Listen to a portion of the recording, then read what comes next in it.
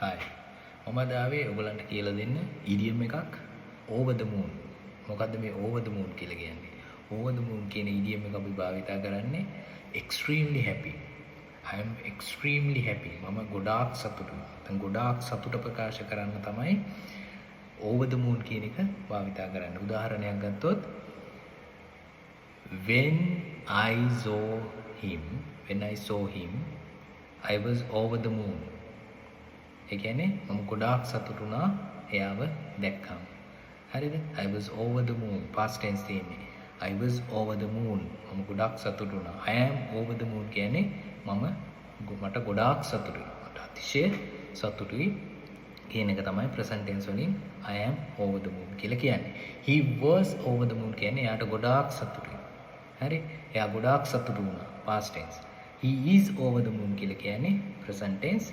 එයාට ගොඩාක් සතුටුයි. මතක තියාගන්න over the moon කියන ඉඩියම් එක භාවිතා කරන්නේ ගොඩාක් සතුටක් ප්‍රකාශ කරන්න තමයි very happy, extremely happy කියන ඒ දේ කියන්න තමයි අපි over the moon කියන ඉඩියම් එක භාවිතා කරන්නේ. Thank you.